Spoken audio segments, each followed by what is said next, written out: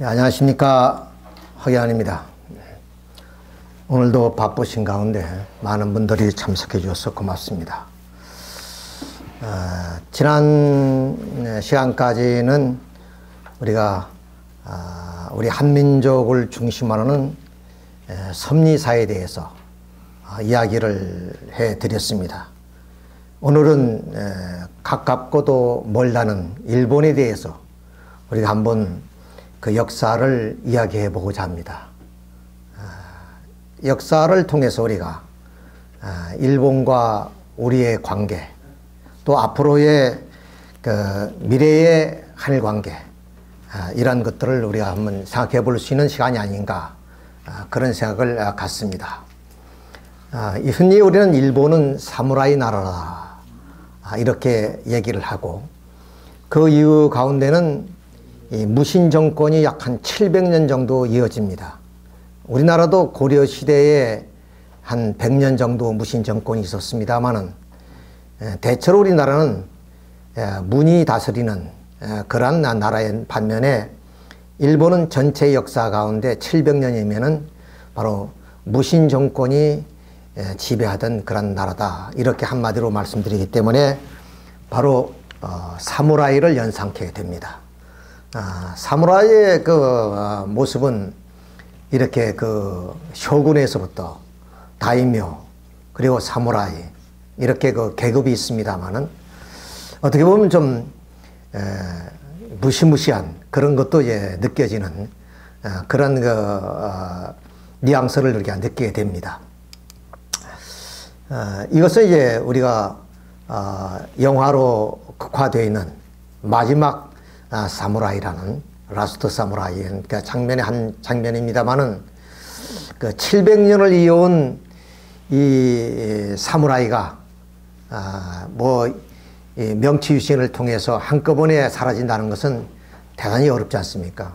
그래서 마지막까지 이제 좀 전통을 이어고자 하는 사무라이들의 모습을 우리가 이 영화를 통해서 몇 년이 드러나 보이는 것을 우리가 볼 수가 있습니다. 자, 그러면 그 사무라이의 무신 정권을 우리가 한번 그 조직을 보게 되면, 우리는 흔히 그 천황은 역사 속에 잘 나타난 분이 아니기 때문에 왕이 없는 것으로 생각하는 경우가 있습니다만은, 정통 일개로 일본은 그 왕이 내려왔습니다. 그래서 지금이 뭐 125대 정도 이렇게 됩니다만은, 왕이라 칭하지 않고 그들은 이제 천황이라고 그렇게 말씀을 하죠. 그 천황은 하나의 상징적 존재이고, 실제의 정치는 이 쇼군이 하는 거죠. 그러니까 이 장군이라고 우리 말로 표현할 수 있는데, 이 쇼군이 정치를 하는 것이고, 그 서군 밑에는 다이묘가 있고, 그것은 서양의 그 봉건 시대를 비교해 보면 영주에 해당되는 거죠. 그 다음 이 사무라이들은 기사에 해당되는 것이고, 그 다음 뭐 농민, 상민, 뭐 수공업자, 이렇게 이제 조직이 되어 있는 것은 어떻게 보면 꼭 그 서양의 중세 봉건 사회와 아주 흡사합니다. 그러니까 우리나라 조선시대를 봉건 시대라고 하지만은 서양의 봉건 시대의 그 구조적 면을 보게 되면 다릅니다. 전혀 다르죠. 근데 일본이 아주 흡사합니다. 일본이. 그래서 이 서양 역사를 이해하게 되면 아마 그 일본의 그런 그 정치 체제를 우리가 좀 많이 이해를 할 수 있다, 이렇게 볼 수 있습니다.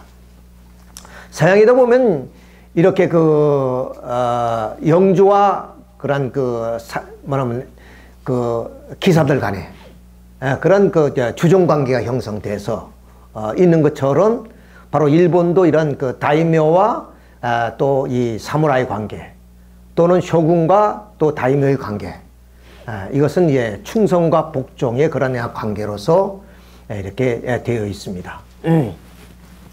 우리나라 정치제도는 전혀 다른 그런 모습을 우리가 볼 수가 있겠습니다. 자, 그 역사를 보게 되면은 뭐 이 선사시대, 역사 이전의 시대가 있었고, 그 다음 그 조몬 시대라고 해서 이 좀 반도에서 또 대륙에서 가기 전에 원래 그 일본의 그 이제 그 원주민들이 좀 살던 그러한 하나의 시대, 그 조문 시대로 야유의 시대, 이건 이제 이 대륙에서 건너간 도리인들에 의해서 세워지는 문명의 시대, 야유의 시대. 그 다음에 야마토 정권, 아스카 시대, 그렇죠. 나라. 나라면 우리나라의 뭐 경주와 비슷한 교토나 나라 이런 시대를 거쳐서 그 다음 이제 해안 시대. 이때가 비로소 이제 교토로 가죠. 아까 나라는 오사카 근처에 있는 것이고, 이 해안 시대는 바로 이 교토를 중심으로 하는 정치이죠. 그 다음 이제 가마쿠라는 이제 나중에 지도를 다 통해서 보여드리겠습니다만은 동경 바로 밑에 있습니다. 이 가마쿠라는 곳이. 그래서 이제 그 가마쿠라 시대를 지나면서 이제 전국 시대가 오죠. 마침 중국의 춘추 전국 시대가 있듯이 뭐 한 120년 동안 그야말로 좀 먹고 먹히는 그런 그 살벌한 시대가 지나고 나면은 그 다음 이제 이 도요토미 오다 노부나가 또 도요토미 히데요시를 중심해서 통일 시대가 왔고, 그 시대를 지나서 이제 에도 시대가 오죠. 에도는 바로 동경의 옛 이름입니다. 도쿠가와 이에서를 중심한 에도 시대가 열리면서 이제 이 막부 정부가 이제 끝나고 그 다음 맹치 유신이라고 해서 천황이 다스리는 그런 대전봉환이 시대로 들어가서, 이것이 바로 그 메이지 시대가 들어오면서 이것이 바로 메이지 유신입니다. 메이지 유신은 이런 그 막부 정부에서 그 천황 정치로 돌아가는 그것을 이제 우리가 메이지 유신이라 그러죠. 이렇게 해서 오늘 헤이세이까지 이렇게 이제 이어오게 됐다. 이렇게 우리 연대표를 좀 간략하게 말씀을 드릴 수 있습니다. 자, 그러면 그 일본이란 그 열도가 이렇게 좀 섬으로 남아지게 된 것은, 원래는 그 빙하 시대에는 이렇게 대륙과 붙어 있었어요. 대륙과 다 이렇게 붙어 있는 있었는데, 이제 이 빙하 시대가 지나면서 완전히 섬으로 나타나게 되죠. 그러니까 이 빙하 시대는 이 대륙으로 또 사람이 건너갔을 거예요. 그 아까 말한 조몬 시대가 이제 그런 시대였다고 볼 수 있고, 그래서 이 빙하 시대가 끝나면서 바로 이렇게 좀 그 빙하 시대를 통해서 대륙으로 건너갔던 그러한 그 원주민들, 이런 원주민들이 생활이 바로 이런 모습으로 문명 없이 대륙과의 그런 단절된 속에서 이렇게 생활을 해나가는, 그래서 그 원주민들을 아이누족이라 그럽니다. 이 아이누족이 결국에는 따뜻한 규슈 지방에서 도리인들이, 그러니까 한반도에서 좀 그 사람들이 건너가니까 그들에 의해서 북쪽으로 자꾸 밀려가지고 지금 이 홋카이도, 북해도 쪽에서 이제 살고 있는데, 이 사람들은 정부의 도움을 받습니다. 마침 미국의 인디언들이 정부의 어떤 그 보호권에 있듯이 이렇게 이제 보호하지요. 자, 이런 아이누족이 이제 원래 그 살았던 그런 그 일본 열도에 바로 이 좀 반도로부터 이렇게 좀 사람들이 흘러 들어가게 되죠.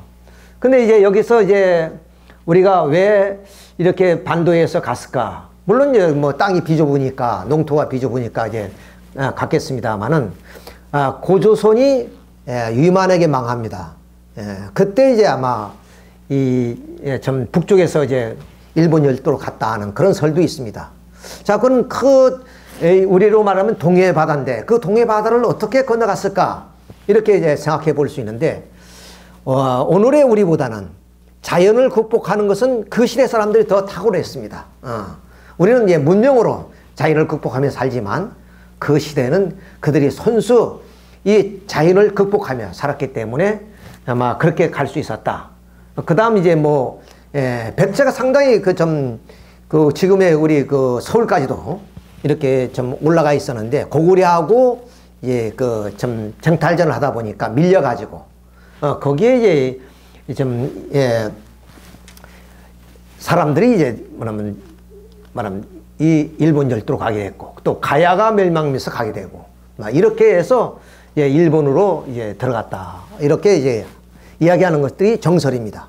그렇지만 일본 역사에서는 이런 것을 이제 반대로 얘기를 하죠. 예, 반대로 이렇게 얘기를 합니다. 자, 그래서 이제 그 한반도에서 반도에서 일본 열도로 들어간 그렇게 해서 도레인들이 만든 문화가 야위 시대다. 이렇게 이제 말씀을 드렸습니다. 그 야위 시대는 뭐 이 사람들이 건너갈 때 그냥 건너가겠습니까? 그리고 건너간 후에도 계속적인 교류를 했으니까 이제 뭐냐면 우리가 뭐 왕인 박사를 통해서 한문도 들어가고 뭐 이딴 것은 우리가 역사에 잘 알고 있는 사실. 그래서 주로 백제에서는 이런 유학과 불교 이런 천문학이 이제 들어간 것이고, 물론 신라에서도 그렇지만 조선술, 또 토기 이런 것들이 이제 일본 열도로 들어가서 야위 시대를 이루었다. 이렇게 말씀을 드릴 수가 있습니다. 이 그림을 보다시피 이런 불상들이 다 이렇게 이 반도에서 흘러간 것은 부정할 수 없는 여러 가지 유적들을 통해서 우리가 증명이 되어지고 있는 것을 볼 수가 있습니다. 그러니까 조문 시대하고는 전혀 다른 야위 시대에는 이렇게 농경 문화가 활짝 꽃을 피웁니다. 자, 그런데 이것이 주로 우리가 뭐 규수 지방이라고 볼 수 있는데, 규수 지방은 일본이 우리나라는 1년에 강수량이 한 1400mm 정도 되는데 일본은 한 4000mm 정도 됩니다. 그러니까 논농사는 상당히 좀 짓기가 쉬운 곳이죠. 그리고 규수 지방 같은 데는 온화한 날씨에 그러니까 쉽게 뭐 이렇게 좀 농경 문화를 이루어서 이렇게 살 수 있는 그런 하나의 문화가 형성이 됩니다. 자, 이런 그 시대를 거쳐서 우리가 야마토국이 이제 세워지게 되죠. 그 야마토국이 뭐 요 규수에 세워졌느냐, 또는 뭐 이 간사이 지방에 세워졌느냐, 이런 것들은 지금 논란이 있습니다만은 아무튼 간에 그 야마토국이 세워지게 됐다. 자, 이렇게 해서 한 나라가 이제 세워지게 되니까 결국 거기에 이제 뭐냐면 서로가 주도권을 가지려는 그런 세력들이 있었게 되죠. 그것이 이제 소가노 좀 가문과 모노노베 가문이 이제 쟁탈전을 벌이게 됩니다. 서로 권력 다툼이 이제 벌어지게 돼요. 그리고 또 이 불교가 전례가 되면서 이 불교를 수용하느냐 마느냐, 또 천년도가 이제 좀 발생해가지고 많은 사람 인명이 피해가 되고, 그러니까 우리가 마침 고려 시대에 몽골을 외치기 위해서 8만 대장경을 새겼듯이 어떤 불심을 통해서 그런 그 재난을 극복하자는 그런 마음들이 있었던 것 같아요. 이 두 가문이 이 불교를 수용하느냐 마느냐에 따라 놓고 이제 뭐냐면 서로 투쟁이 벌어지게 됩니다. 가문끼리 전쟁이 벌어지는데 결국 소가 가문이 이제 승리를 합니다. 소가 가문이 승리를 하는데 이 소가 가문에서 바로 좀 여왕을 세우게 되죠. 이건 이제 그 외가에서 온 그 뭐 여자라고 그러는데 그 여왕을 세우게 되는데 이 여왕이 상당히 그 좀 지혜가 있는 사람이요. 이 여자가 이제 정치를 하다 보면은 정적도 생기게 되고 자기 신변이 위태로우니까 자기는 편안하게 살고 싶어서 여기에 성덕 태자를 세웁니다. 이 사람 정치를 하도록. 일본 말로는 쇼토쿠 태자, 우리는 성덕 태자라 그러죠. 이 쇼토쿠 태자를 세워서 정치를 하는데 이 사람 상당히 정치를 잘해요.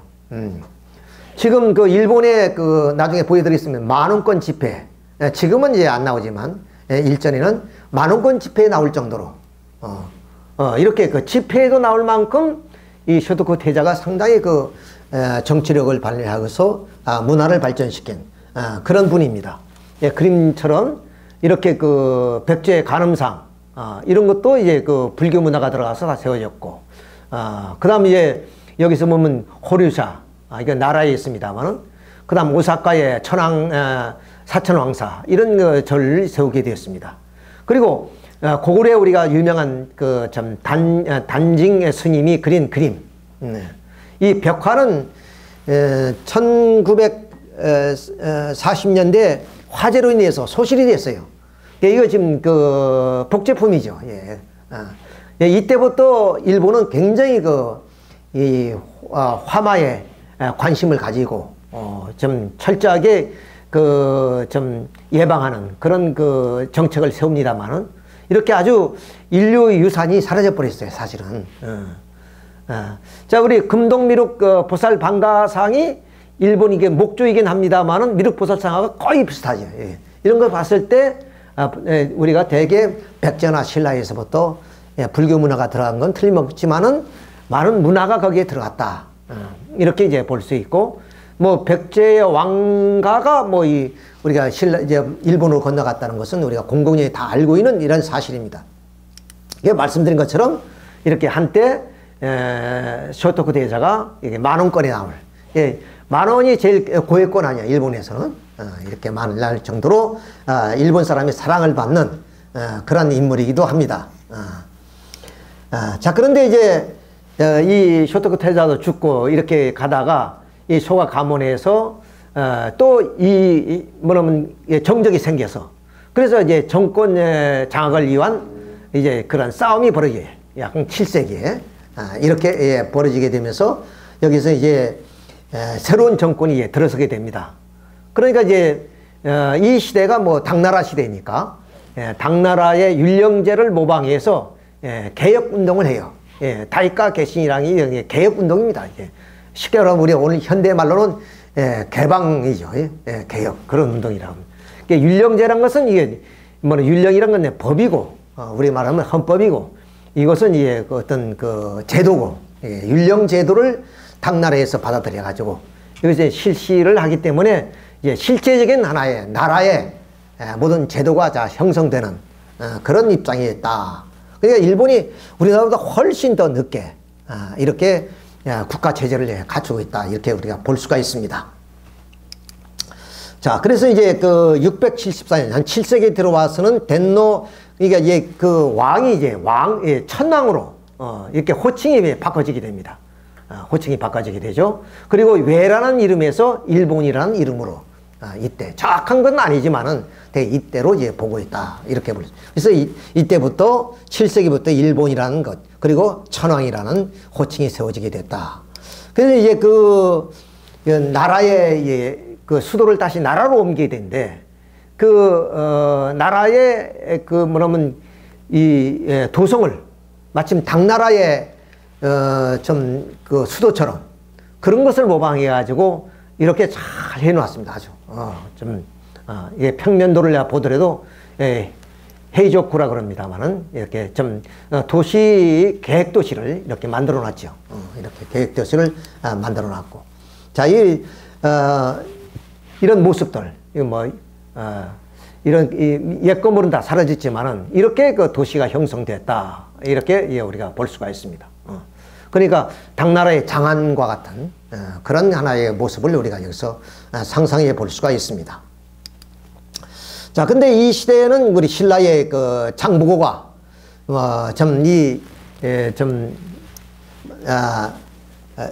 해상을 장악하는 그런 시대였다. 자, 그때 뭐냐면 가야에서 이제 말이 들어갑니다. 말. 어디 미국도 보면은 미국의 뭐 인디언들이 좀 말도 타고 이제 그러지만은 원래 말은 미대륙이 없었던 거예요. 나중에 이제 들어가게 됩니다. 마찬가지로 한 100필 정도가 이제 그 가야에서 들어갔다 그래요. 그래서 이제 그 일본에 이제 이런 그 짐승들이 키워지게 되고, 그다음 농기구들이 이제 이런 것이 들어갔다. 그러니까 뭐 어떤 학자들이 얘기하면은 우리들이 농촌에 쓰는 그런 농기구와 아주 흡사하기 때문에 이 모든 문명이 다 반도에서 들어갔다. 뭐 그거 틀림없는 사실인 것 같아요. 자, 그렇지만 지금 일본 학계에서는 그런 것을 이제 부정하는 그런 하나의 주류도 있다 하는 것을 우리가 좀 생각해 볼 수가 있습니다. 또 당나라하고, 물론 이제 우리 조선하고도, 우리 반도하고도 이제 교류를 하지만 당나라하고도 이제 교류를 이제 많이 하게 되죠. 이렇게. 국가 체제가 형성이 됐으니까 아까 말씀드렸던 당나라의 율령 제도 같은 거 다 이렇게 좀 본받아서 국가 체제를 만들어 놨고, 그래서 유학생들을 많이 보내요. 그것을 우리가 견당사라고 하죠. 견당사라 그러는데, 볼견제, 당나라의 이제 그 시찰단이죠. 가면은 그 유학생들도 가면은 갔다가 그때는 무슨 배편이 전기선이 있는 것도 아니고 가가지고 다시 배가 올 때까지 몇 년 동안 기다려야 됩니다. 그러니까 자기 수업을 마치더라도 이 배가 올 때까지 10년이고 몇 년이 기다려야 돼요. 그래서 이제 돌아오는 겁니다. 예, 자, 예, 그렇게 해가지고 이 당나라는 이제 뭐 여기 이제 실크로드를 중심으로 해서 서양 문물을 받아들이는 때니까 이렇게 그 좀 인도의 그런 문물이라든가 서양 문물들이 이제 들어왔던 거예요. 클라스가 이런 것들은 서양 문화거든요. 이런 것들이 들어왔던 겁니다. 그러니까 이것이 일본까지 전래가 되었다. 이렇게 볼 수 있어요. 그러니까 그때 당시에 이 동북아시아도 그럴바한 그런 하나의 시대였다. 이렇게 우리가 볼 수가 있습니다. 오늘 것처럼 무역을 통해서. 그래서 이제 화폐 제도도 있었고, 이렇게 좀 뇌를 키워서 좀 이렇게 좀 비단을 짜는 그런 하나의 그 문화도 이미 다 당나라에서 다 들어오게 되는. 이렇게 해서 어떻든 간에 반도나 대륙을 통해서 일본의 그런 문화가 다 들어갔다는 것은 뭐 너무나 우리가 이해할 수 있는 내용이라고 볼 수 있습니다. 근데 이때는 좀 일본 사기, 고서기 이런 것들이 이제 쓰여지게 됩니다. 우리 삼국유사나 삼국사기처럼 쓰여지게 되죠. 만엽지는 시가집이죠. 시와 그 노래가 되어진 그러니까 만엽집 이런 것들이 이렇게 세워진. 그러니까 이런 모든 것들이 쇼도쿠 태자를 중심으로 해서 바로 이런 반도 문명이 들어가가지고 이렇게 찬란한 문명을 일본 사회가 이루어지게 됐다 하는 것을 우리가 여기서 알 수가 있습니다. 아까 말씀드린 천년조가 이제 발병이 하는데 이 남미도 보면은 그 스페인이 그 뭐 예를 들어서 이 남미를 지배하는데 뭐 일조를 했다면 좀 그건 어불성설이고 이 유럽에서 뭐 사람들이 건너갔으니까 그 균이 함께 따라갔을 거 아니에요. 근데 이제 유럽 사람들은 그것이 면역성을 가지고 있기 때문에 이제 이미 뭐 천연두 균이 있더라도 그건 다 면역이 되어 있지만 이 남미 쪽 아메리카에는 그런 면역성이 없기 때문에 바로 이 발병이 돼 가지고 수백 명씩 죽어가는 거죠. 그러니까 이 스페인의 어떤 그 총과 칼로 죽은 사람보다 이 천연두에 의해서 죽은 사람이 많아요. 그렇게 해가지고 하듯이 일본에도 그런 그 면역성이 없었기 때문에 천연두가 발병해서 이런 많은 사람이 죽었고 그 인류에서 결국에 불심에 의해서 이것을 퇴치하려는 그런 마음 이렇게 해가지고 결국에 그 대불이 만들어지는 그런 일이 벌어지게 됩니다. 자, 이렇게 이제 대불공사가 이 동대사에 이 나라의 동대사에 이렇게 세워지게 되는. 그래서 이게 불교 문화가 꽃피우는 그런 하나의 참 시대라고 우리가 볼 수가 있습니다. 자, 그러면 이제 이 나라 시대를 중심해서 이루어졌던 하나의 그 시대가 이제 아까 교토로 이것을 해안 시대로 옮게 됩니다. 그러니까 이제 간무천왕이 이제 그 수도를 이렇게 해안으로 옮기게 되죠.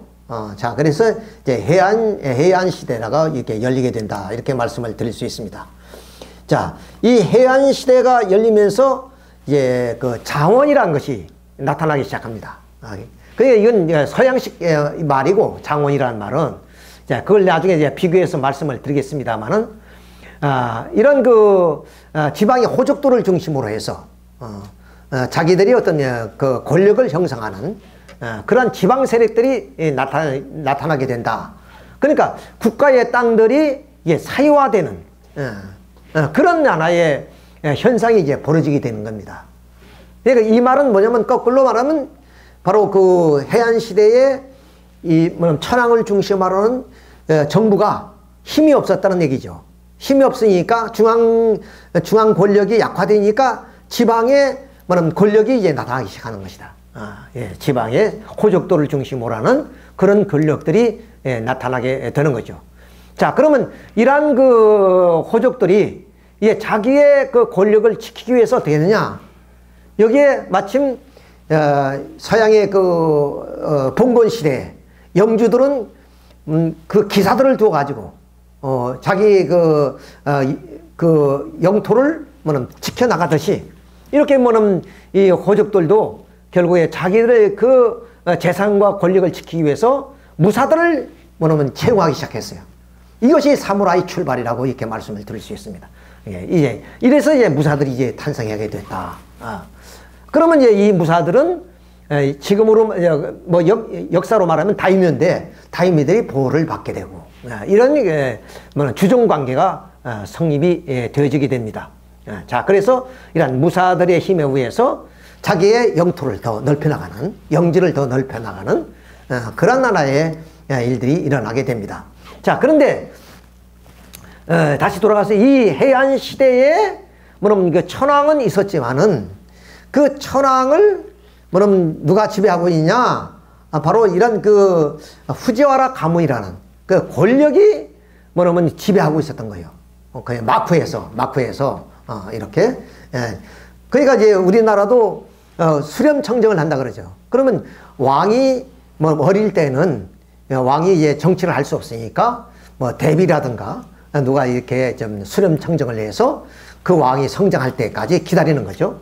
그것처럼 여기도 아마 그런 데서부터 출발이 되다 보니까 이 후지라 가문이 권력을 독점하게 됐다. 이렇게 볼 수 있습니다. 이 나라의 시대부터 이제 시작됐던 것이 해안 시대까지 이제 이렇게 이어집니다. 그래서 이 후지와라 그 가문의 권력이 약 한 300년까지 이렇게 아주 길게 이어지게 됩니다. 그러니까 덴노는 천황은 하나의 꼭두가시에 불과한 막 그때부터 이 천황은 있었지만은 하나의 그 상징적 존재로서 이제 그렇게 나타나게 되지 않았나 이렇게 됩니다. 근데 그 한 300년 동안 후지와라 가문이 지배하다가 얘가 어떻게 지배하냐면 뭐는 그 혼인 관계를 통해서 그러니까 후지와라 가문에서 무조건 뭐는 왕비를 다 세우는 거예요.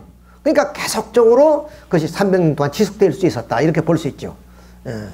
그러다가 결국 그 이제 왕이 후지와라 가문하고 그런 그 혼인 관계를 통해서 자식을 낳는데 뭐는 어느 왕 때인가 뭐는 자식이 없는 거예요. 근데 이제 다른 첩에 의해서 뭐냐면 소생이 있었는데 그 사람이 왕이 되게 됩니다. 그러니까 그 왕은 후지와라 혈통을 받은 사람이 아니에요. 여기서부터 이제 뭐냐면 인센인 제도가 생기는데 이것은 뭐냐면 이 상왕이 왕을 다스리는 즉 뭐냐면 왕의 아버지죠. 왕이 뭐냐면 일정 기간 이제 뭐 정치를 하다가 자녀에게 왕자에게 그 권력을 물려주고 상왕으로 앉습니다. 그 상왕으로 앉아가지고 뭐냐면 정치를 하는 거예요. 그것을 인센이 제도라고 그럽니다. 그러니까 후지와라 가문이 300년간 통치를 하다가 이제는 인센인 제도를 통해서 왕이 꼭두가시가 되는 겁니다. 같은 가문이지만은 자 이렇게 해서 하다 보니까 어떤 현상이 벌어지냐? 상황이 왕이 어릴 때만이 수렴청정을 해서 그 왕권을 물려줘야 되는데 권력을 물려줘야 되는데 계속 왕이 성장했음에도 불구하고 뒤에서 정치 권력을 휘두르는 거예요. 그러다 보니까 결국 왕과 덴노와 상황이 사이가 부자지 관계라도 우리 흔히 말해서 부자지 관계도 권력은 나눌 수 없다고. 여기에 나눌 수 없으니까 여기에서 뭐냐면 분열이 벌어지게 되고 싸움이 벌어지게 된다. 이렇게 이제 볼 수가 있는 거죠. 자, 그래서 이 후지와라 가문 때 보면은 이것이 후지와라 가문에서 연애를 하는 장면입니다. 대단히 화려하죠. 자, 그리고 이 왕이 후지와라 가문이 지금 있고 왕이 가마를 타고 지금 아레나라 가는 정도. 그러니까 이 천황은 꼭두가시에 불과하다. 후지와라 가문이 그렇게 지배하던 그런 시대입니다. 자, 이러다가 아까 말씀드렸던 고산조 덴노라는 사람이 말씀드렸던 것처럼 이 후지와라 혈통을 이어받고 태어난 자식이 아니라 다른 처에 의해서 태어난 그런 사람입니다.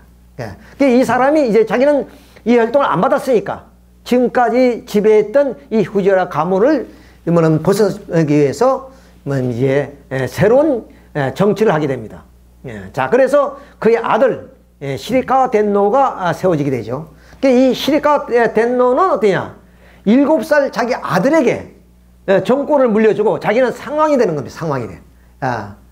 인센인 제도란 게 그거예요. 이 상황에 대해서 자기가 정치를 하는 겁니다. 자, 그러다 보니까 이제 몇 대가 가다 보니까 아까 말씀드렸지 덴노파가 생기게 되고 상왕파가 생기게 돼요.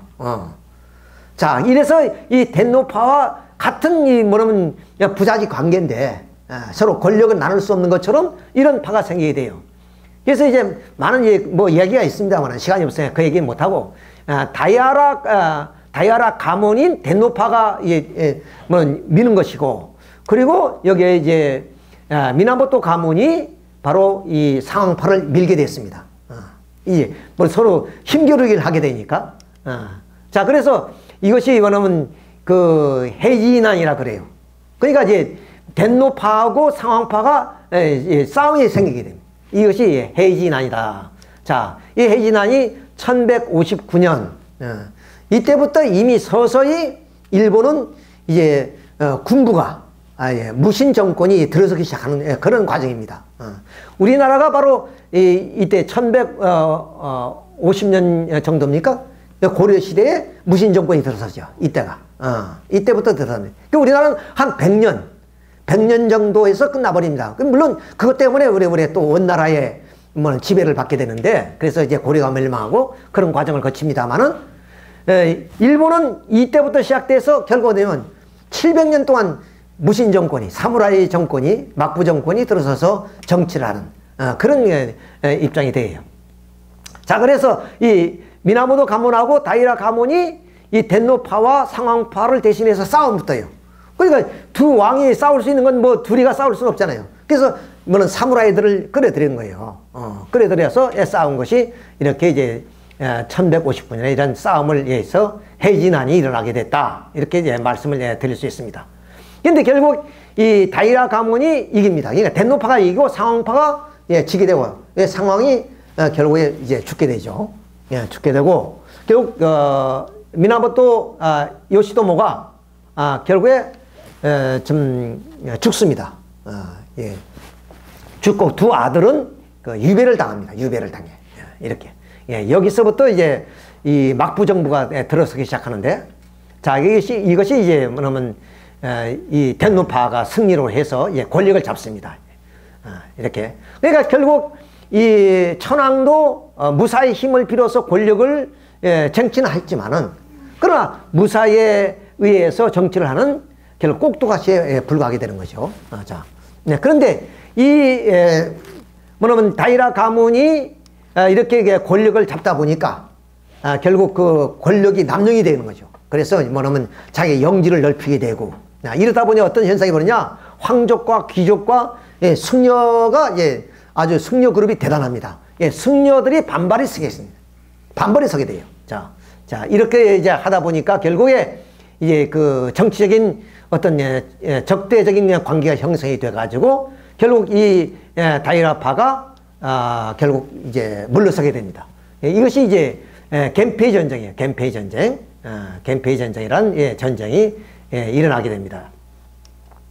자, 그래서 최고의 나중에 그 승리가 누구냐? 그것이 뭐냐면 미나모토 요리토모라는 사람.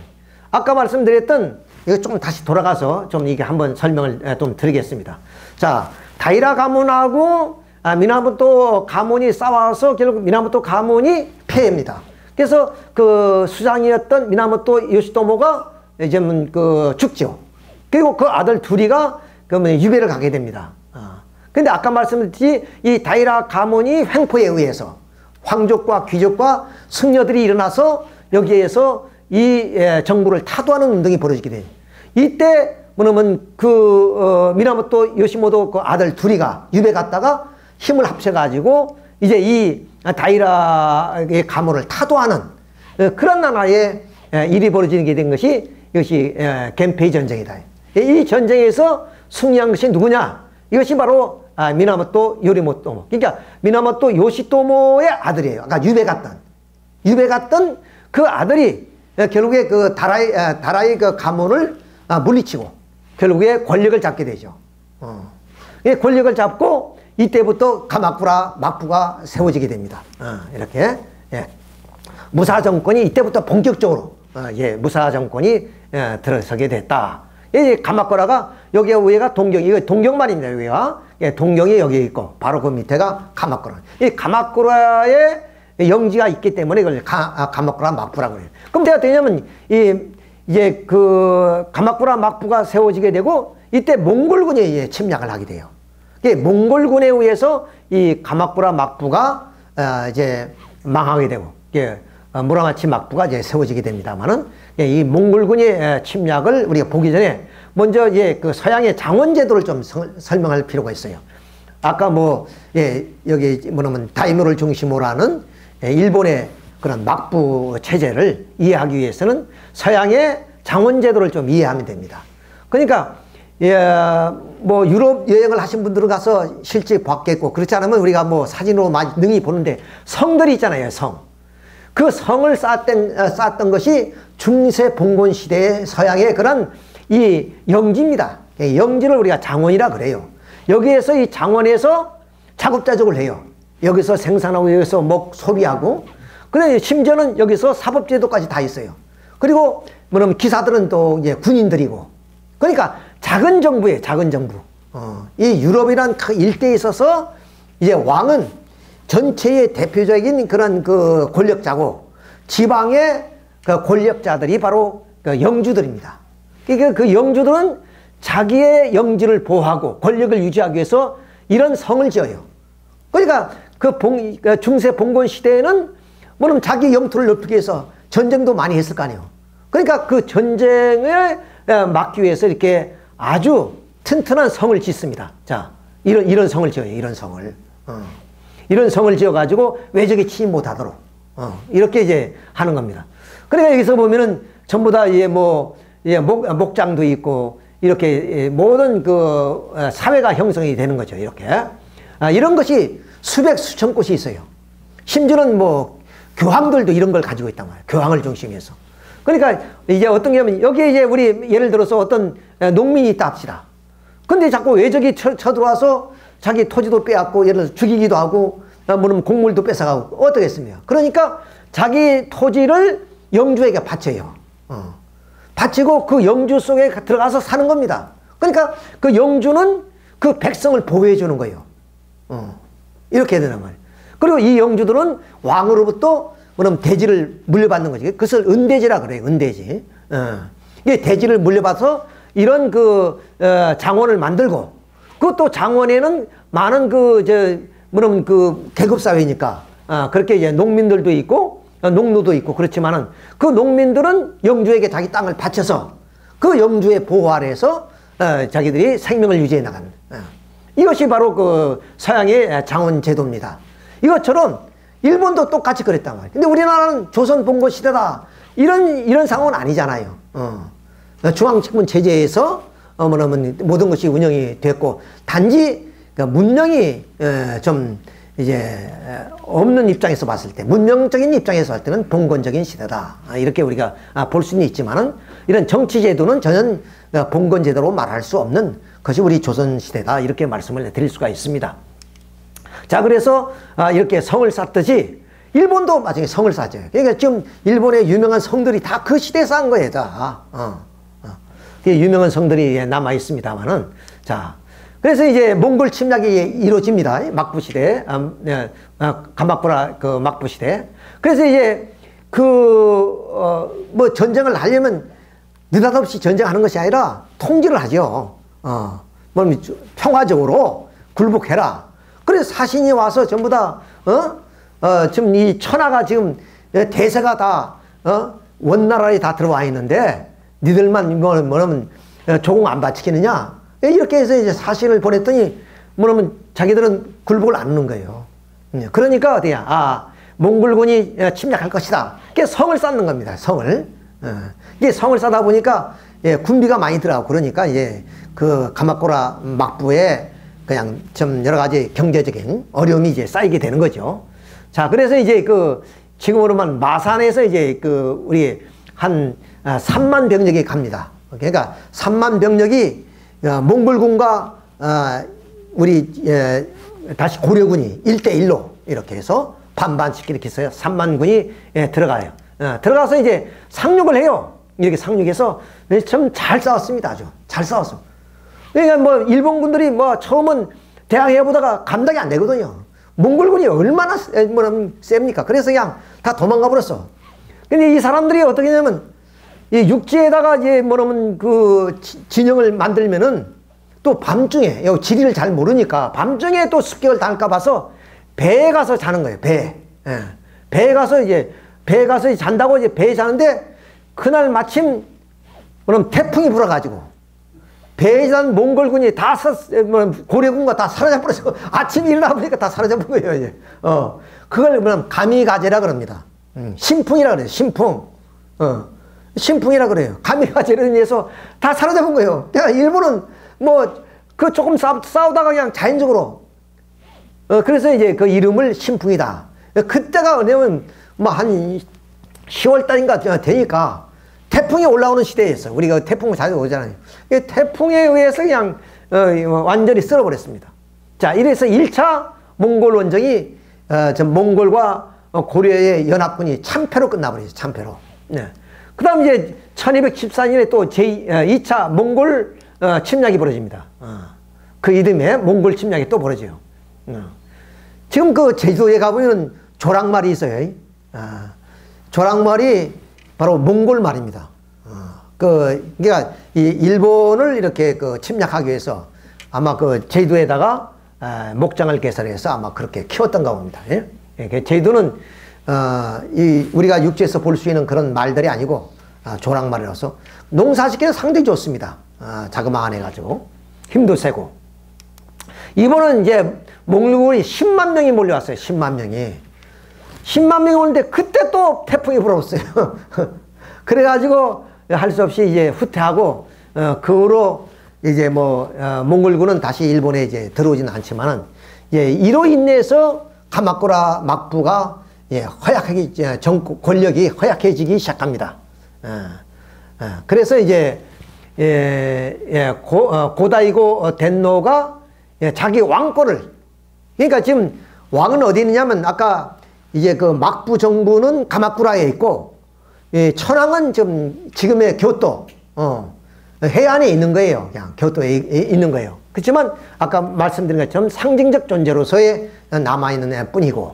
자, 그래서 이 고다이고 덴노가 자기 권력을 이제 뭐는 다 찾기 위해서 여기서 이제 계책을 세우게 됩니다. 이미 가마쿠라 막부가 이제 뭐냐면 많은 그 재정을 투입해서 몽골과 싸우다 보니까 상당히 권력의 누수가 생기기 시작하는 거죠. 자, 이때 이제 그 막부 세력들을 아까 이제 천황이 이제 기합을 해가지고 이렇게 해서 이제 그 호조 가문을 죽이고 그때 이제 가마쿠라 막부가 결국 150년 만에 멸망하게 되죠. 멸망한데 역시 이제 덴노가 자기의 어떤 그 친위 군대가 없는 것이기 때문에 자기 친위 군대가 없기 때문에 무사들을 빌어야 될 거 아니에요. 그러니까 무사들을 빌어서 이 가마쿠라 막부를 타도했단 말이야. 자, 타도하니까 어떻게 되냐? 그 타도했으니까 여기서 이제 그러면 좀 가마쿠라 막부들 그 대표가 뭐냐면 아시카가 다카우치가 그 사무라이인데 이 다카우치 사무라이에게 일정량의 어떤 권력을 줘야 되는데 권력을 안 준 거죠. 그러니까 이 무사 아시카가 다카우치가 다시 이 덴노를 중심으로 해서 이제 뭐냐면 새로운 덴노를 옹립하는 그런 하나의 정변이 일어나게 됩니다. 이렇게 정변이 일어나죠. 자, 이렇게 해서 이제 이 아시카가 다카우치가 이제 권력을 잡습니다. 권력을 잡고 이제 이 권력을 이제 잡으니까 이제는 뭐냐면 이 고다이노 덴노는 이 권력을 뺏기고 교토에서 요시노라는 곳으로 이제 피신을 합니다. 이 요시라는 곳에서 자기가 이제 이 교토의 그 아시카가 뭐냐면 그 막부하고 이제 힘을 겨루기 시작해요. 뭐냐면 그 아시카가는 고묘 덴노라는 14살짜리 천황을 세워요. 두 개의 정부가 세워지게 되는 거죠. 두 개의 정부가 세워지는데 아무래도 요시노에 있는 고다이노 덴노가 좀 나중에는 결국에 굴복을 해서 항복을 합니다. 그래가지고 결국에 교노 덴노를 중심으로 해서 여기에 이제 무로마치 막부가 세워지게 돼요. 이것이 이제 아시카가 다카우치를 중심으로 하는 무로마치 막부가 여기 교토에 세워지게 되는, 이렇게 해서. 자, 이렇게 이제 무로마치 막부가 이제 세워지게 됩니다. 자, 이렇게 해서 이제 무로마치 막부가 세워지는데 여기에 문제가 생기게 돼요. 다시. 그래서 나중에 전국시대가 나오게 되는데 그 전국시대가 왜 나오게 되냐?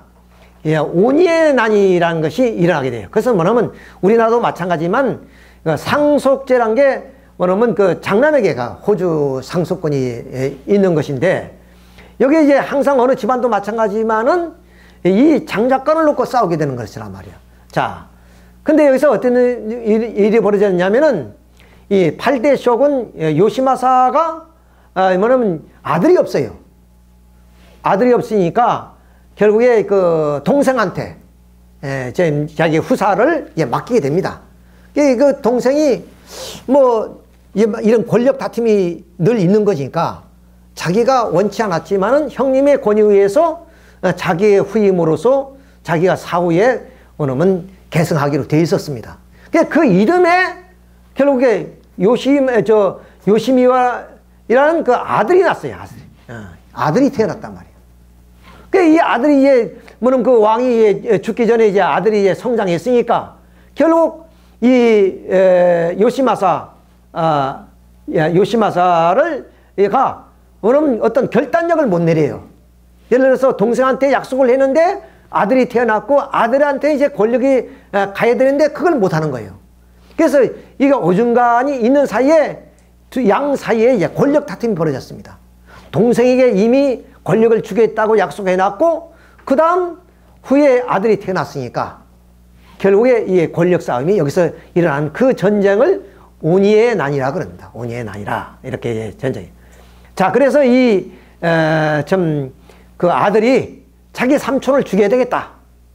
그래가지고 이제 몰래 암살을 하려다가 그것이 발각이 됩니다. 그래가지고 이제 오니의 난이 전쟁이 벌어지게 된 거죠. 이게 전쟁이 벌어지게 됩니다. 자, 약 한 10년 동안에 그러니까 오니의 난이 전쟁이 일어나고 이것으로 인해서 전국시대가 이제 확대되어 나타나게 됩니다. 전국시대가 확대되어 나타나게 되는데, 자, 이렇게 해서 이제 곳곳마다 사무라이를 중심으로 하는 권력들이 나타나게 됩니다. 이렇게. 그러니까 중앙 권력이 누수가 생기기 시작하니까 지방의 권력자들이 나타나게 되는 거죠. 이렇게 나타나게 됩니다. 자, 여기에 대표적인 지방의 그런 다이묘들이 뭐냐면 도쿠가 이에야스가 있고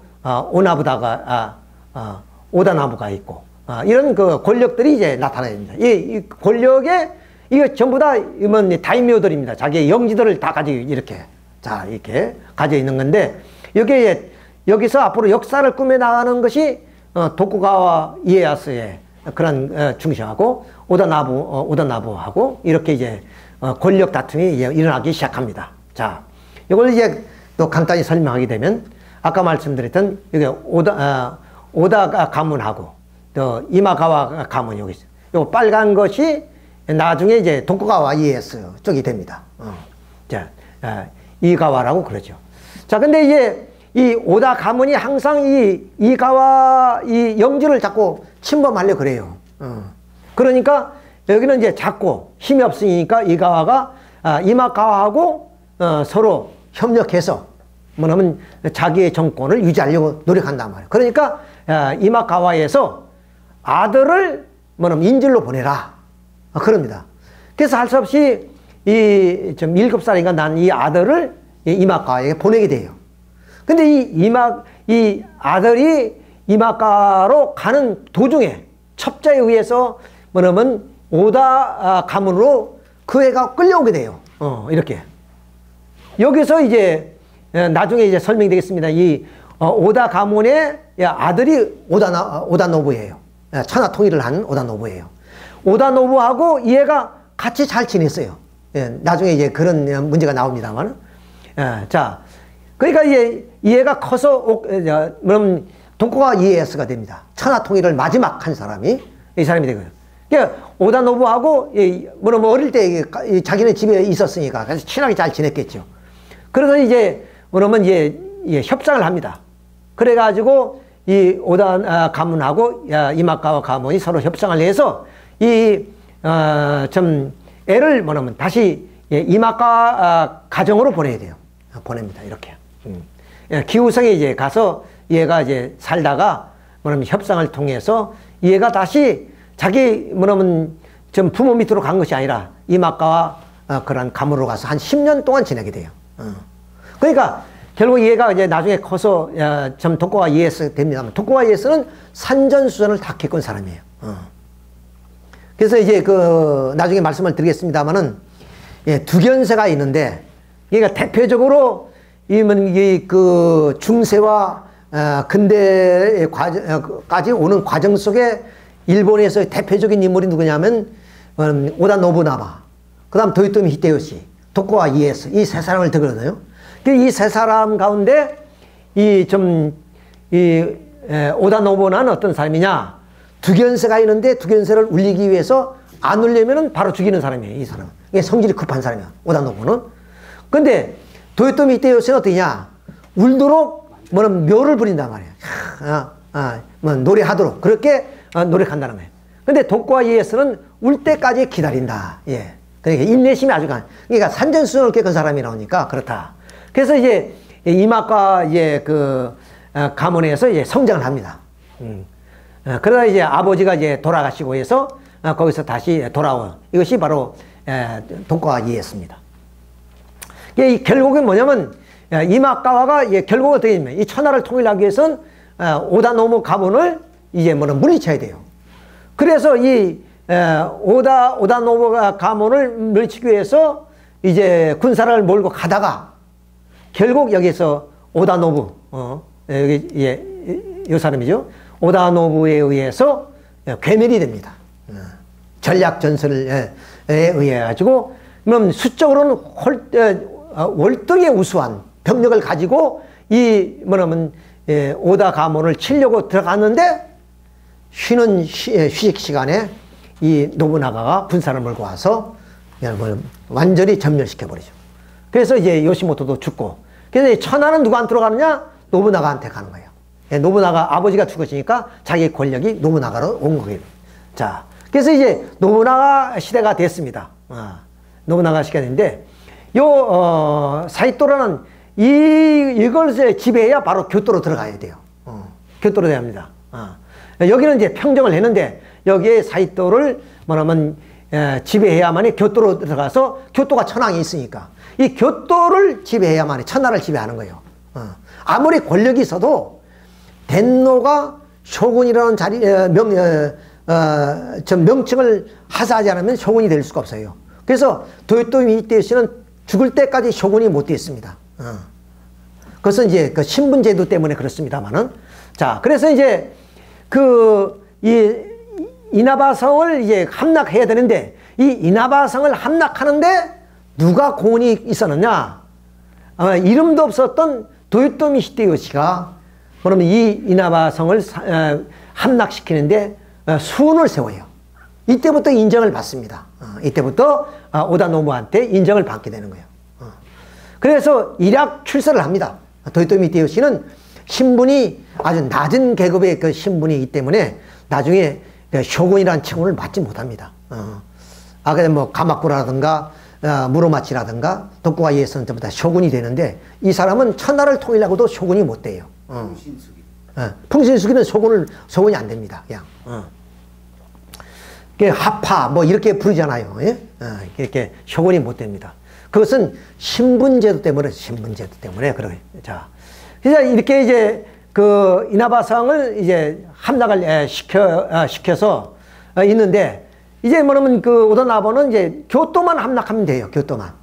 교토만 함락하는데 여기에서 이제 오다 노부입니다만은 천하를 이제 뭐냐면 손에 쥔 그런 입장이 됐습니다. 자, 입장이 됐어요. 자, 교토를 이제 뭐냐면 하여튼 지배를 하게 됩니다. 여러 가지 많은 이제 사연들이 있지만 그건 이제 이 말씀을 드릴 수 없으니까 결국 이제 오다나부가 천하를 지배하고 그다음 교토까지 이제 지배를 하게 됐죠. 자, 근데 여기에 모리 가문이 뭐냐면 굴복을 하지 않아요. 그 모리 가문을 무너뜨리기 위해서 도요토미 히데요시를 모리 가문으로 보내는 거예요.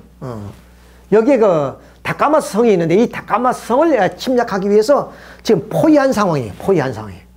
그러니까 아까 말씀드린 것처럼 이 도요토미 히데요시는 오다나부처럼 무조건 그냥 들어가는 것이 아니라 아주 전략과 전술을 세워서 이 다카마스 성을 포위해가지고 굶겨 죽이는 거예요. 모든 식량을 통제를 하고 이런 입장이 있었는데 어떤 사변이 벌어지느냐 하면은 바로 아케치 미치히데라는 사람이 이 도요토미 히데요시보다는 오다나부 부하인데 그러면 위에 있는 사람이에요. 이 사람은 아주 오다나부의 신복입니다. 신복인데 이 사람을 보내서 지금 뭐냐면 다카마스 성이 함락이 안 되니까 지금 이 모리 가문을 뭐냐면 정보를 다 못한 거예요. 그러니까 오다나부는 빨리 정보를 해야 되는데 그래서 원군이 필요하다고 보내니까 뭐냐면 미치히데가 원군으로 가는 겁니다. 근데 사실은 도요토미 히데요시가 이 사람의 밑에예요. 근데 도요토미 히데요시가 지금 정벌 하고자 하는 그런 병력으로 가는 겁니다. 후원군으로 가는 거예요. 근데 이 사람이 변심을 해버려요. 마침 이성계가 이화에 대해서 회군을 하듯이 이 사람도 어디냐? 회군을 해버려요. 뭐냐면 저기 이 모리 가문을 토벌해야 되는데 자기의 뭐냐면 이제 오다노부를 치는 그런 하극상이 벌어져요. 아케치 미치히데가 이 사람입니다. 이렇게 아케치 미치히데가 뭐냐면 이제 회군을 해가지고 오다노부를 치는 일이 벌어지게 됩니다. 그러니까 오다노부는 뭐냐면 자기의 자기를 지키는 군사력이 있지만 그 군사력은 얼마 안 되고 이제 뭐냐면 우원 부대로 가는 아케치 미치히데의 군사력이 훨씬 많으니까 가다가 변심을 해가지고 자기의 뭐냐면 하극상을 오다노부를 치는 일이 벌어지게 됩니다.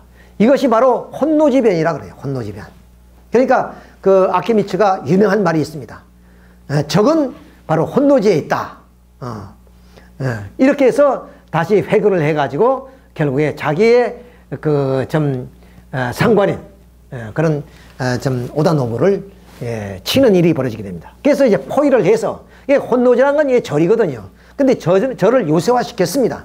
그렇지만은 병력도 얼마 되지 않았고 그래서 완전히 포위됐는데 오다노부는 이 절에 불을 질러서 정확한 설은 없지만은 불에 다 죽었다든가 자기가 자기를 했다든가 여러 가지 설이 있습니다. 그래가지고 결국에 오다노부는 천하를 통일한 직전에 결국에 자기 부하에 의해서 이렇게 죽게 됩니다. 그러니까 이제 어떠냐면 이 소식을 이제 도요토미 히데요시가 알게 됩니다. 그래서 빨리 성주하고 화친을 맺어가지고 이제 회군을 해가지고 아케미츠를 치죠. 그래서 여기서 이제 승리를 합니다. 그러니까 결국 오다노부가 다 닦아 나왔던 그 기대후에 결국 도요토미 히데요시가 그대로 뭐냐면 권력을 잡게 되니까 천하를 도요토미 히데요시가 누리게 됐다. 그래서 먼저 규수를 치고 그 다음에는 호조를 쳐서 천하를 통일하는 그래서 도요토미 히데요시가 전국 시대를 마무리 짓는 그런 인물로 등장하게 됩니다. 이렇게. 그러니까 아까 말씀드린 이분이 좀 다이쇼가 되지 못한 것은 뭐냐면 이 하층 계급의 그런 사람이기 때문에 다이쇼는 반드시 뭐냐면 이런 사무라이라든가 이런 계급을 가진 사람이라 되는데 덴노가 뭐냐면 하명을 안 해주는 거죠. 할 수 없이.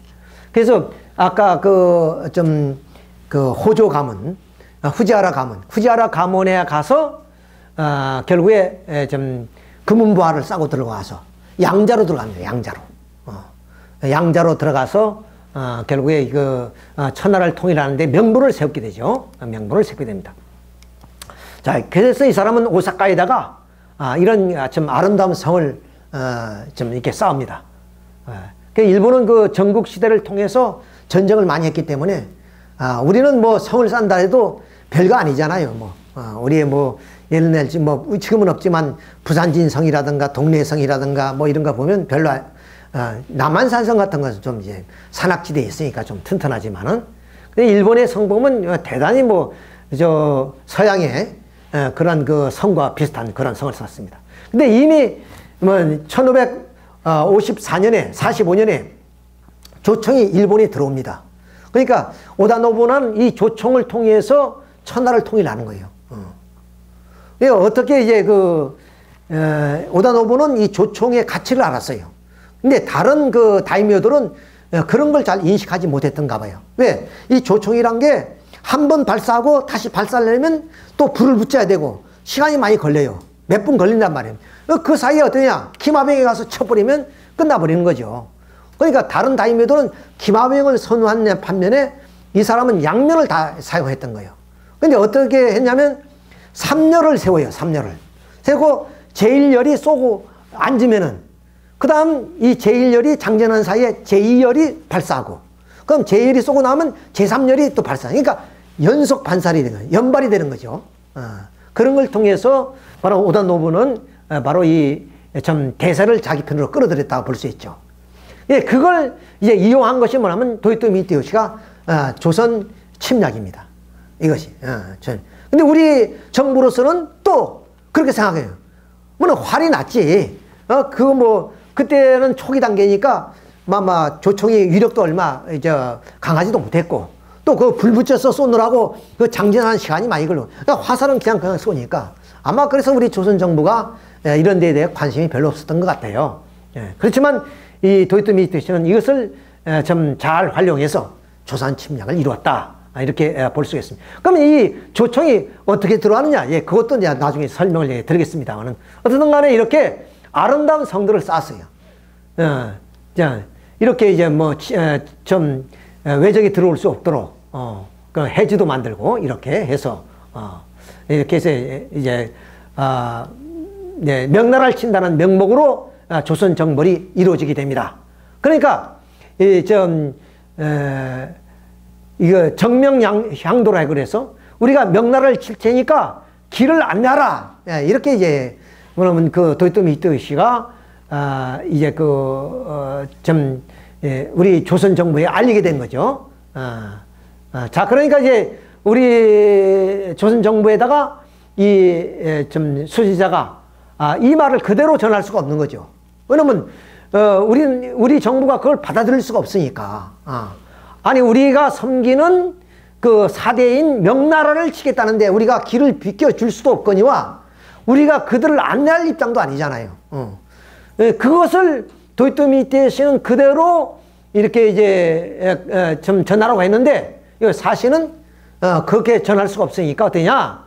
바로 통신사 파견을 요구하게 되고 가도 임명이라 해서 길을 비켜달라, 빌려달라, 이 정도로 이렇게 이제 연락을 오게 됩니다. 그러니까 통신사를 파견하는 것은 서로가 뭐냐면 정부가 서로 교류하겠다는 뜻이기 때문에 자, 이런 입장에서 우리 좀 통신사가 가게 됩니다. 그러니까 우리 정부는 상당히 순진하죠. 이렇게 이제 저기는 지금 정보를 하겠다. 이제 뭐냐면 전쟁을 하겠다 하는데 우리는 통신사를 보내요. 그래서 이제 뭐냐면 도요토미 히데요시를 아련합니다. 이렇게. 자, 이렇게 아련하는 장면입니다. 자. 근데 이제 두 사람이 갔다 오게 됩니다. 그 사람이 이제 김성일과 황융길이죠. 황융길이가 정사고 김성일이가 부사인데 황융길이는 뭐라고 그 도요토미 히데요시가 좀 보통 사람이 아닙니다. 범인이 아닙니다. 언젠가는 반드시 조선을 침략할 것입니다. 이렇게 보고한 반면에 김성일이는 원숭이처럼 생긴 놈이 오겠습니까? 그런 그 능력을 갖춘 인물이 못 됩니다. 근데 우리는 그걸 알아봐야죠. 왜냐면 천하를 통일했으니까, 전국시대를 마무리 지은 사람이니까, 그걸 한눈에 바라봐야 되는데, 황룡익이는 그걸 알아봤는데, 김성일이는 그걸 알아봤어요. 물론 여기는 예, 정치적인 게임도 있어요. 정파의 게임이 있기 때문에 그런 면도 있긴 있지만은, 그러나 사실은 사실대로 예, 보고를 했는데, 이 바람에 조선 정부가 헷갈리게 된 거죠. 예, 결론은 어떻게 나왔느냐? 전쟁은 없다. 이렇게 결론이 나오게 됐어요. 자, 그렇게 뭐 전쟁의 기운을 느꼈더라면, 뭐냐면 성도 자, 예, 새로 개축하고 뭔가 전쟁에 대비해야 되는데, 전혀 태평성대를 이루었으니까, 이런 예, 전혀 그런 준비를 하지 못하게 되었습니다. 자, 그런 더욱이 소요시도시라는 사람이면 나중에 말씀드렸는 고니시 유키나가의 사위예요. 이 사람이 대마도 성주입니다. 이게 대마도 성주, 그러니까 전쟁이 일어나게 되면 대마도를 뭐냐면 이제 어떤 전진 기지로 삼아서 이제 부산으로 들어온단 말이에요. 그러니까 이 사람도 자기가 이 전쟁이 일어나면 좋을 일이 하나도 없거든요. 그래서 이 사람이 우리 이제 한국 조선 정부에게 알리는 거예요. 이제 곧 전쟁이 일어날 테니까 전쟁 대비하라고. 그러니까 우리 정부는 어떻게 있어요? 늘 이 대마도에서는 노략질을 많이 하거든요. 이 대마도라는 땅을 가보시면 알겠지만은 좀 농사를 지고 작업자가 할 수 있는 그런 환경이 안 돼요. 그러니까 노략질을 많이 해요. 그래서 우리 남해안을 노략질을 많이 하잖아요, 일본 사람들이. 그러니까 이놈이 와서 뭔가 뜯어가려고 우리에게 위협하는 것이다, 이렇게 생각했던 거예요. 근데 이 사람은 그 정확한 정보를 갖다 주었는데도 불구하고 우리 정부가 그걸 거절해 버립니다.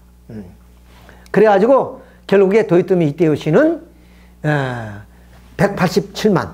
18만 병력을 이끌고 결국에 부산 앞바다로 몰려오게 됩니다. 이렇게 어마어마한 병력이 지금 부산 앞바다로 들어오게 됩니다.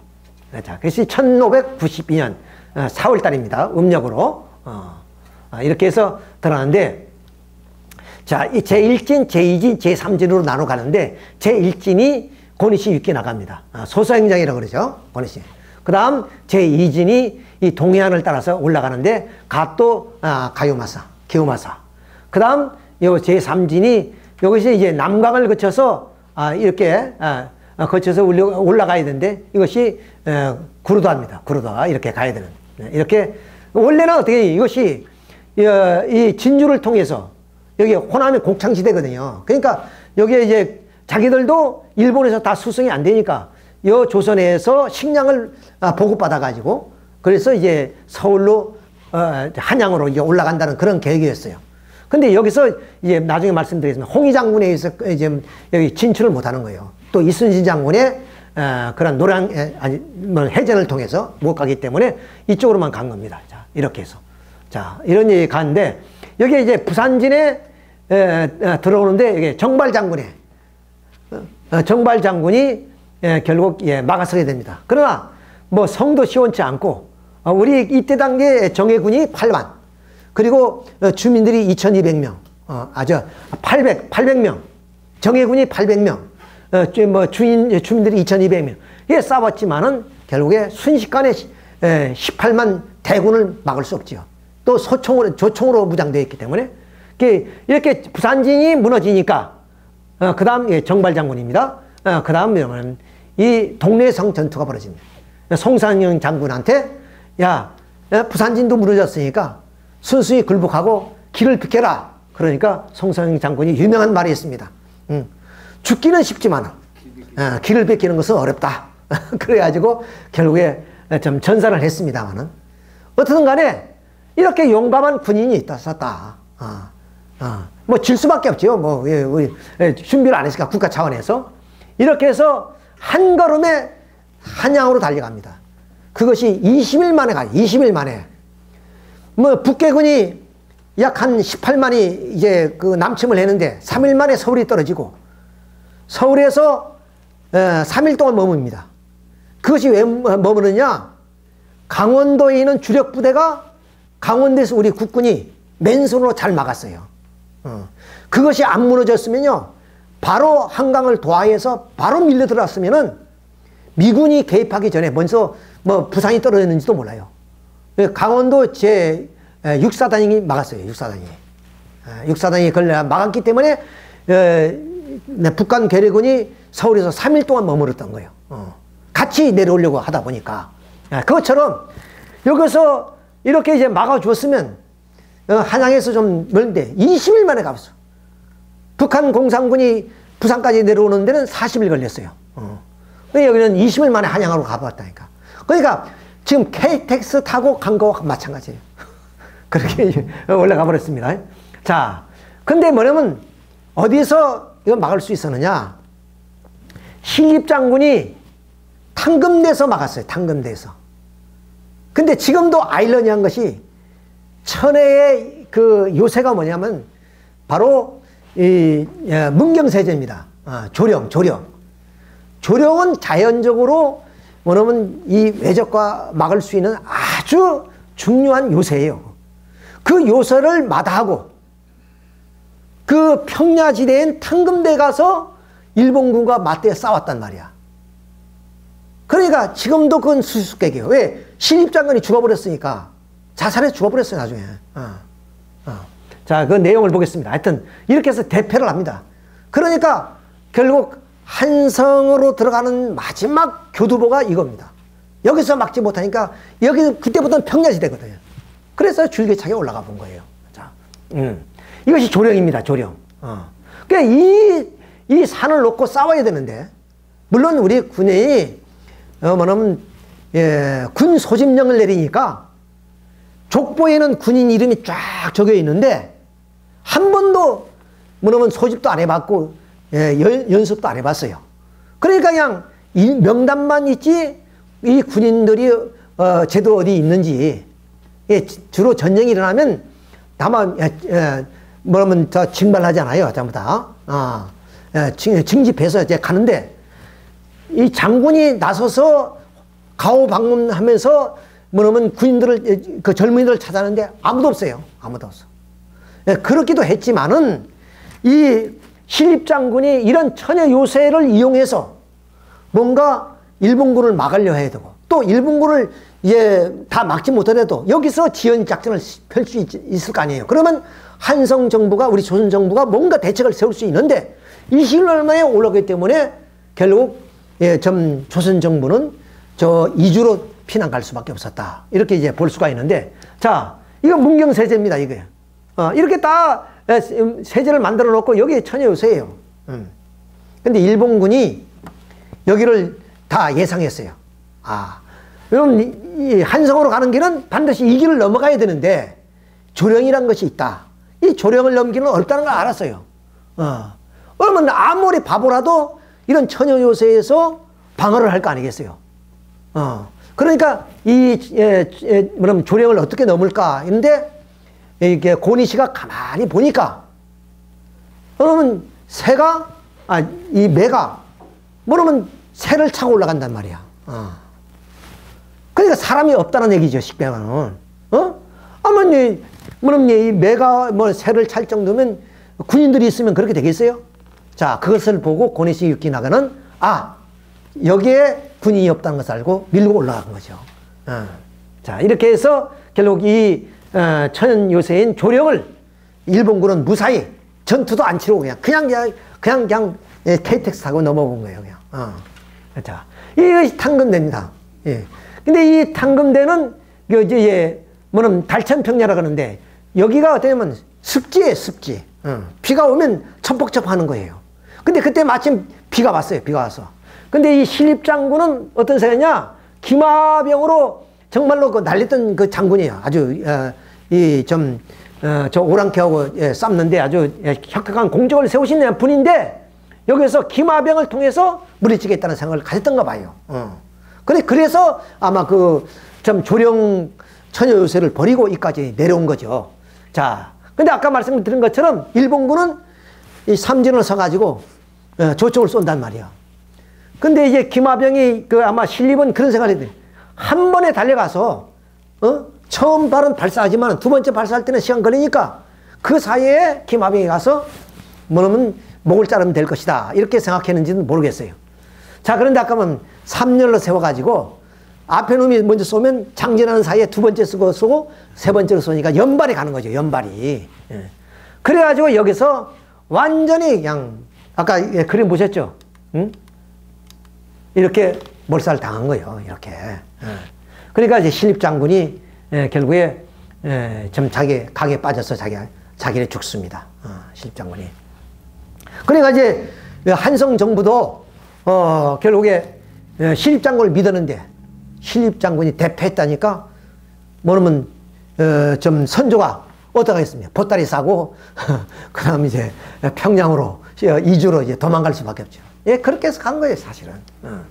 자, 근데 이제 조총에 대한 말씀을 하겠습니다. 왜 그러면 일본이 1545년도에 이 조총을 가지게 됩니다. 그 이유가 참 그 어떻게 보면 그 신풍이 불어서 몽골군을 뭐냐면 좀 물리치고 자연적으로 바람에 의해서 폴란드가 이 폴란드가 일찍이 그 뭐냐면 1492년에 이제 아메리카가 미대륙이 발견되잖아요. 그렇게 하면서 이 포르투갈하고 스페인이 세계 정보를 이제 서로 다투게 됩니다. 그래서 이제 동쪽으로는 포르투갈이, 서쪽으로는 스페인이 차지하기로 교환과 약속이 됐어요. 그래서 이 동쪽으로는 포르투갈권이 이제 그 식민지가 많습니다.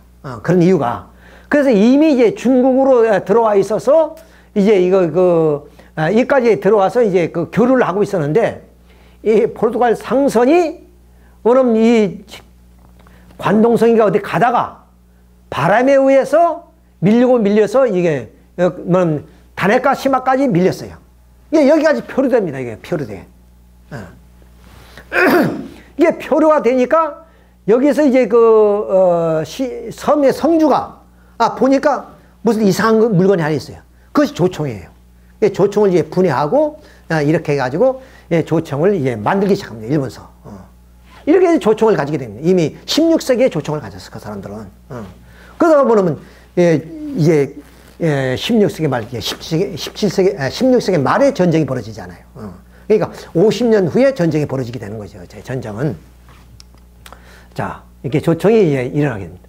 이 조총을 가지고 싸우게 되는 겁니다. 임진왜란이 이렇게 조총을 가지고 하게 됐다. 자, 봅시다. 부산진이 4월 14일 날 함락이 되죠. 그 다음 동래성이 그 다음날 함락이 되고, 그 다음 상주, 충주. 여기서 이제 뭐냐면 그 조령에서 막아야 되는데, 조령에서 못 막고 탕금대에서 막다가 탕금대 28일 날 무너져 버립니다. 신입장군이 여기서 이제 끝나버리죠. 그러니까 결국 5월 1일 이제 한강 방어선까지 올라가게 된 겁니다. 요것이 20일이에요, 20일. 자, 이렇게 해가지고 결국 선조왕은 이제 몽진을 하게 되죠. 이제 평양으로 이제 몽진을 이제 하게 됩니다. 자, 그래서 이제 고니시 유키 나가는 이렇게 해서 평양으로 갔고, 가토 미사오는 이렇게 해서 그러면 청진까지 올라가는 거죠. 이렇게 올라. 자, 근데 왜 이 평양에서 이 한성에서 이제 평양으로 가는 데는 한 2달 걸립니다. 왜 이렇게 빠른 속도로 한성까지 왔는데 평양까지 가고 신의주 2주까지 가야 되는데 임금은 이제 2주까지 가는데 여기 가면은 뭐냐면 이제 왕을 잡아야 뭐 이 조선 침략이 다 이루어진 거 아니에요. 왕은 도망가 버렸으니까. 근데 왜 그걸 못했느냐? 바로 여기에서 진주 대첩이 있었고. 그러니까 이제 일본은 요 평안북도 그리고 전라남북도만 남은 거예요. 전 국토는 이미 일본군에 의해서 발표가 됩니다. 근데 이순신 장군이 한산 대첩을 통해서 일본군이 전라도 쪽으로 진출하는 것을 막았습니다. 왜? 거기는 곡창지대니까 일본군이 먹을 수 있는 그런 쌀을 거기서 수송해 가야 하는데 그런 그것을 이루지 못한 거예요. 그러니까 한성에서 기다릴 수밖에 없는 거죠. 보급이 뭐냐면 원만히 안 이루어지니까 원래는 그들이 계획은 바로 이 호남 곡창지대를 쳐서 거기서 보급을 바로 이 평양 서울로 가야 되고 한성으로 가고 평양으로 가야 되는데 평양까지 가서 진출을 못한 겁니다. 거기서 보급이 원만히 안 이루어지기 때문에. 그래서 후퇴를 하게 됩니다. 그때 또 뭐냐면 우리 명군이 이제 오게 되고, 그래서 평양성이 이제 내어주게 되죠.